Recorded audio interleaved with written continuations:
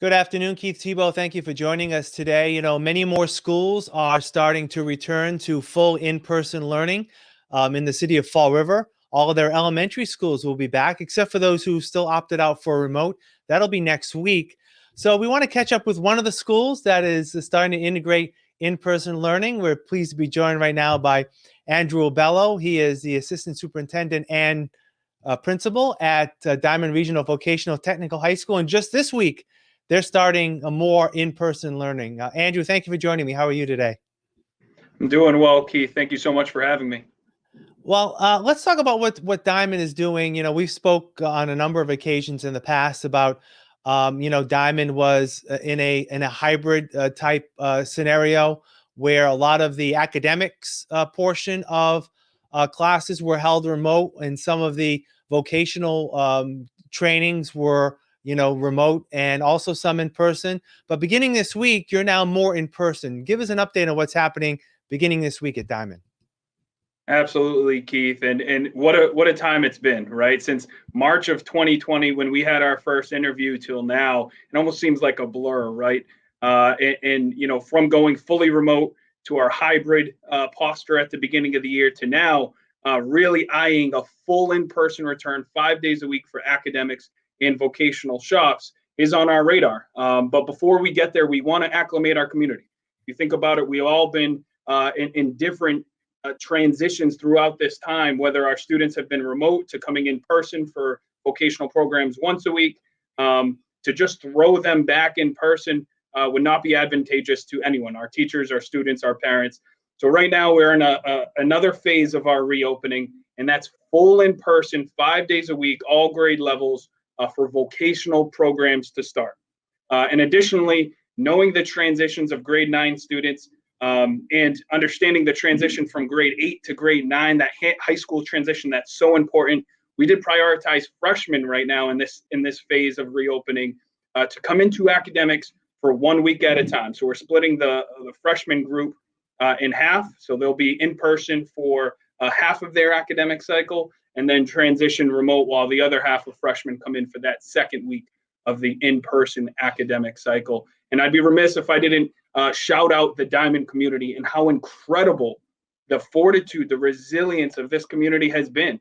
We went 1-to-1 in our digital convergence back in March of 2020, and this year, our teachers, our vocational and academic teachers who had to adapt to a new world of teaching, have really, really risen to the occasion, have really held that high standard of Diman education in this new world of education. But I think, and I've mentioned this to you before, Keith, you cannot replicate an in-person Diman experience. So as we move towards a full in-person return, which we've set as May 17th, the Commissioner of Education has said that he does expect to announce a date for high schools to come back in person. We really wanted to develop a comprehensive, robust, and safe plan and get it in front of our parents and community prior to that date. So it wasn't something that the commissioner dropped the date on this and we asked students to come back immediately. We wanted parents, students, teachers to be ready for this next phase of their educational careers. So we really tried to hit every single detail that started yesterday for our school community, and it seems to be going well. That doesn't mean we're immune to contact tracing or positive cases here and there, and we'll certainly handle those as they present themselves. But we are pushing forward because we understand how important it is for students to have that Diman in-person education, and hopefully, everything in the community and the nation starts to continue on a positive trajectory. Obviously, our teachers, our community has pivoted on a dime throughout this entire situation. So if we do have to change, we will. But things are going well, Keith. So as we record this, you just referenced that this actually started yesterday. This is March 30th, which is a Tuesday. This all started yesterday on a Monday, March 29th. What's the attitude been like of teachers and students back in person for the first time, and for many cases, maybe even about a year, right? Yeah, any educator watching this, you can't replicate that feeling. I walked into some of our vocational programs yesterday, and it was buzzing. Teachers moving, students working. It was great to see and hear the sounds that were coming out of some of those vocational shops. And then our freshman classrooms too, to walk through some of our freshman classrooms and see that hands-on in-person learning happening that you can't replicate. You can't replicate that engagement. You can't replicate some of the learning strategies from an in-person point of view. So it was great to see our staff is overwhelmingly happy and positive, and I think our students are as well. You know, we've sent surveys out to our community. Something I said from early on in all of this, we are in this together. If you remember back to March 2020, we were going to do this together, and we undoubtedly have. So we sent out a survey to parents, and over 80% said they do support in-person learning for their children, and that data is really going to help us plan for that May 17th date. Again, pending any circumstances that are thrown at us. But we've done it together. We'll continue to do it together. We'll continue to communicate, because that's the Diman way. And the Diman strong spirit has really shined through, even in a circumstance that is unfortunate. I want to talk a little bit about the safety measures that have been taken at Diman. You know, obviously, when it comes to the shops, there's a lot more hands-on experience for students and teachers. You know, actually, you know, showing students how to do specific tasks in person. And I know that when you talked about this before we got started, that, you know, the resiliency and the expectation now to sort of limit the distance from 6 feet to 3 feet has helped. But talk about, you know, some of the safety measures, especially in the shops where, you know, teachers really want to get, you know, hands-on with the students, and how that may have changed a little bit. Sure, and absolutely. Something we've said all along here, we're going to be guided by the safety and health of every student and staff member, right? So recently, the Commissioner of Education and the state of Massachusetts has been saying this from the start, but also the CDC stated that the 3-foot social distance compared to the 6-foot is safe in schools. So once we heard that, we did move back to a place where all vocational shops could come back in person. That being said, we understand that the safety measures that vocational teachers need to take place. We have very dangerous machinery here, right? We're getting kids life ready here.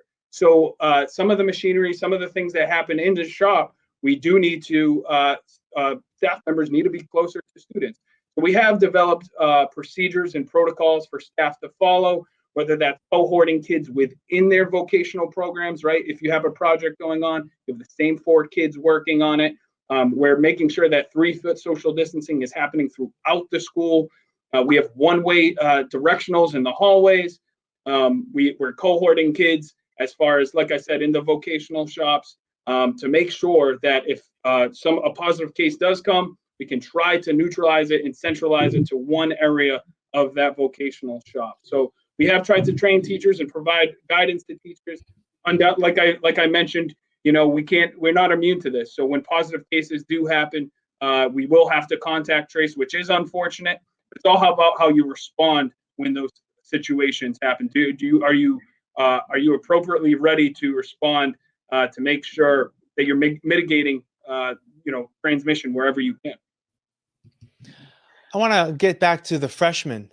You know, those are the students who, you know, many of them may not have stepped foot at Diman at all from since beginning of September, and making that call to get them back in first. You know, whether you're a sophomore, a junior, or a senior, you know, you've had that Diman experience at one step or another. How important was it to get these freshmen into Diman and getting them used to the experience, with the hope that, you know, their next 3 years will be sort of a normal high school experience?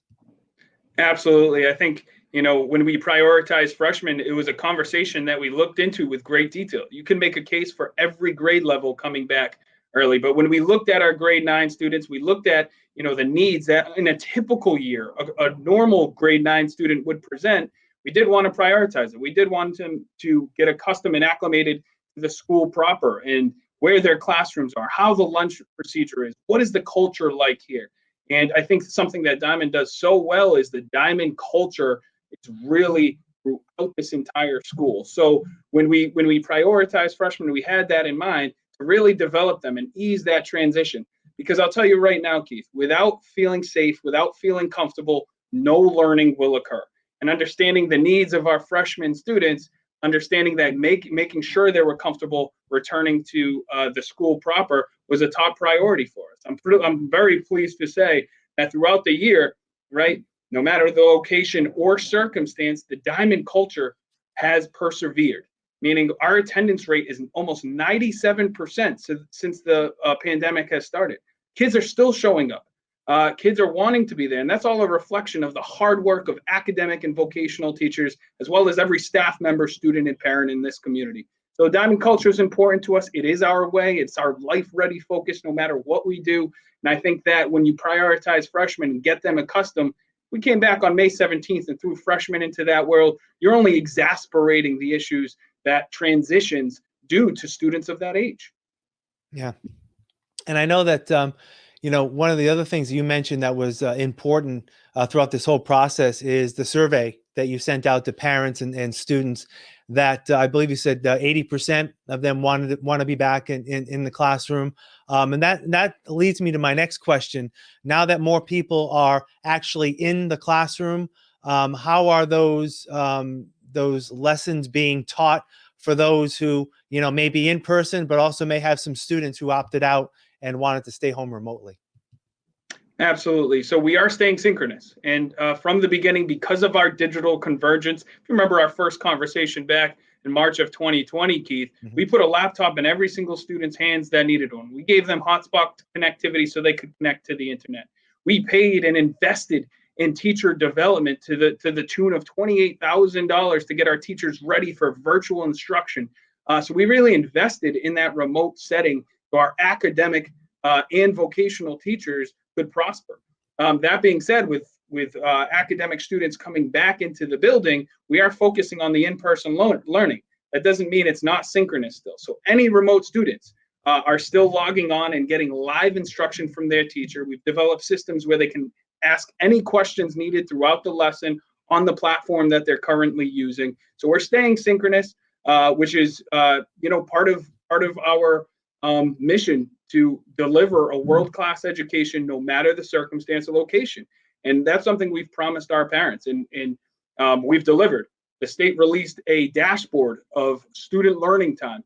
Diman was at the top of the list for live synchronous instruction because, again, we've prioritized and understood the situation we were in through our digital convergence, our professional development plan, understanding that remote education is a part of our current reality. So with students coming back in person, teachers will be focusing on the in-person instruction.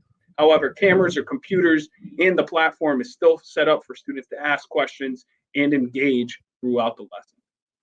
Must be a very exciting time at Diman. In some ways, it's sort of like the first day of school again, right? In many ways, where you got some students coming back that you haven't seen either in a long time or at all. So I'm glad things are working well. And again, let's hope that in September we're back to somewhat of a normal school year.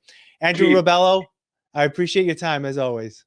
Go ahead. I appreciate it, Keith. Thank you so much for everything and your dedication to this community. And we'll continue to work together. We'll continue to educate our kids. And we're as fired up as we're also exhausted. That we're not going to waver from our mission. So appreciate your dedication, Keith. Stay safe. All right. Thank you, Andrew. Take care. And thank you for joining us here on FRC Media. I'm Keith Tebow. Have a great day.